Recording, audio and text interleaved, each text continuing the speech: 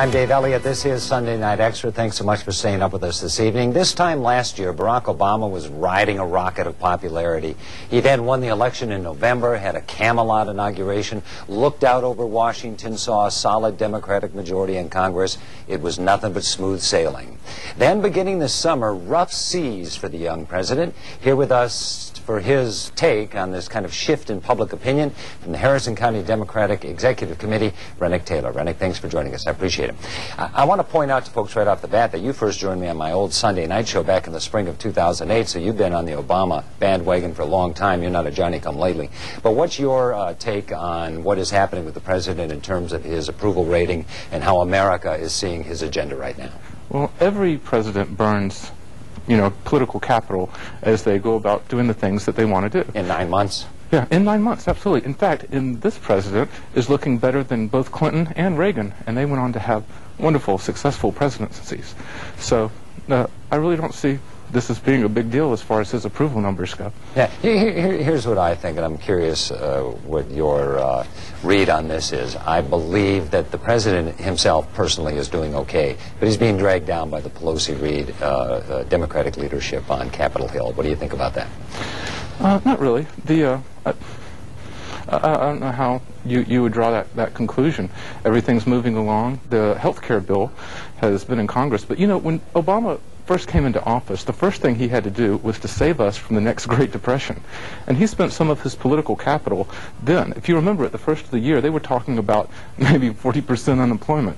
That didn't happen. And he burned the political capital to get the stimulus bill and the budget bill passed through Congress. So some of it was that. And it's paid off. We're not the stimulus nearly bill as is bad as seen, I guarantee you, I don't know what polls you've looked at, but the stimulus bill is not popular. Well, it's not a matter of popularity. It's working. You think it's a matter of effectiveness? You think it's been effective? Yes, absolutely. If you remember what the predictions were at the first of the year. Unemployment's gone from 8 to 10%. Yeah. Well, it's better than 40. Yeah. I never heard that 40% prediction. That's what we were talking about in the Great Depression. That's what when they say a depression is coming, that's what they're warning about. Okay, let's play a little word association or words association and see if you can make South Mississippians, the conservatives out there watching, mad. The first one, conservative talk radio. Go. None of the words that came immediately to mind were arable. That bad. That and bad. You're talking about Limbaugh, Beck, Hannity, the whole gang. They're spreading misinformation.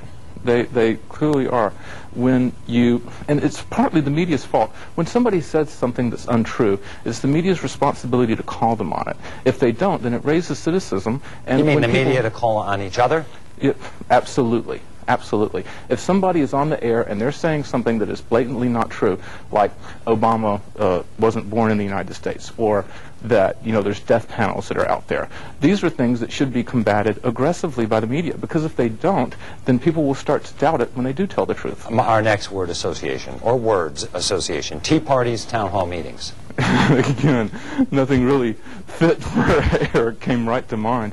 There was a great opportunity last week when the 9/12 group leader was sitting right here, that the press could have taken him to task for some of the awful things that has been said by him, again, regarding health care reform or regarding the budget, and it wasn't done. Really, anytime somebody spreads misinformation, I think it's the press's responsibility to investigate that and pursue it to the point where the truth gets out.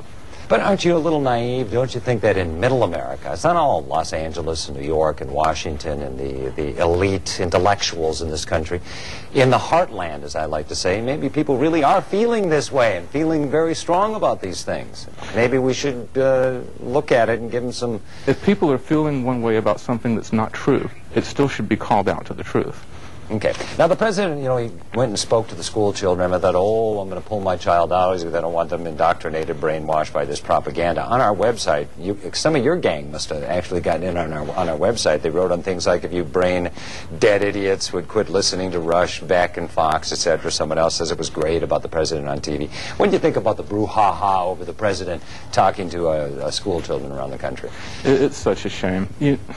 When Gene Taylor had his town hall, there were some things said about me. I was wearing an Obama shirt, and I was called a race traitor while I was standing there in line. When Curly Clark went to speak, they booed him just for announcing he was the head of the NAACP.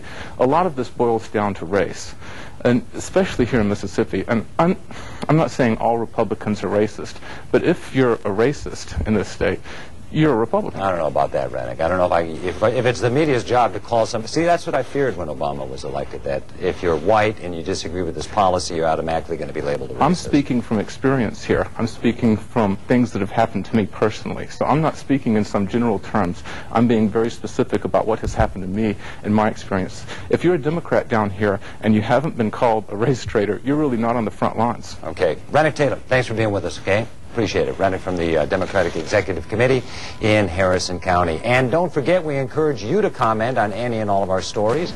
All you have to do is go to our website, WLOX.com, leave your opinion, look for your comments on future editions of Sunday Night Extra. It's a first for